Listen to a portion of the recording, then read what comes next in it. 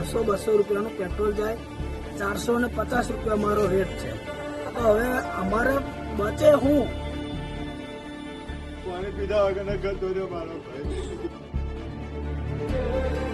આ બ્રિજ લગભગ 2022 નો જ નબળો હતો, કેમ કે અહીં નીચે તારીને એટલે નીચે ગાબડા પડી જ જાય છે.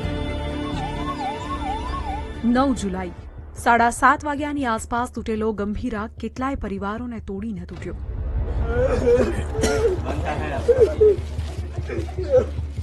વાલ સોયા તો કોઈએ પતિ ગુમાવ્યો. યુવાનોની નોકરી પર જોખમ, વિદ્યાર્થીઓના ભણતરનો રસ્તો રૂંધાયો. ભાસ્કર સ્થિતિ જાણવા ગ્રાઉન્ડ પર પહોંચ્યું.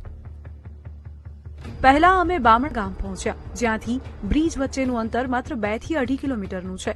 પગ મૂકતા જ ટોળું દેખાયું. પૂછ્યું તો ખબર પડી કે સામે જ આ દુર્ઘટનામાં મૃત્યુ પામેલા અતુલ રાઠોડનું ઘર છે. ઘૂંટણ સુધીના કાદવ કિચડ વચ્ચે અમે તે ઘરે પહોંચ્યા તો હૃદય કંપાવનારો માતાનો આક્રંદ સંભળાયો.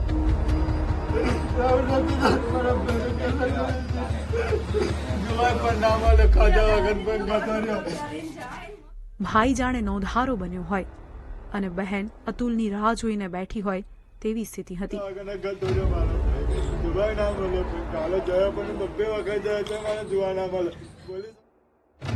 ખાધા પીધા વગર ત્રણ દાડાથી આવવાના છે બધા.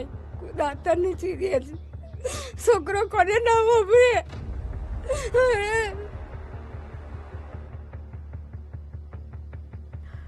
ભાઈ કેતનને વહેલા જવાનો આખી જિંદગીનો અફસોસ રહી ગયો. કે ભાઈ પહેલા નોકરી જતા હતા, નોકરી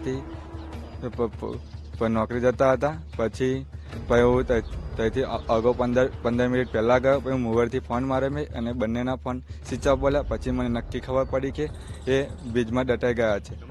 આખો વિડીયો જોવા માટે ડાઉનલોડ કરો દિવ્ય ભાસ્કર એપ.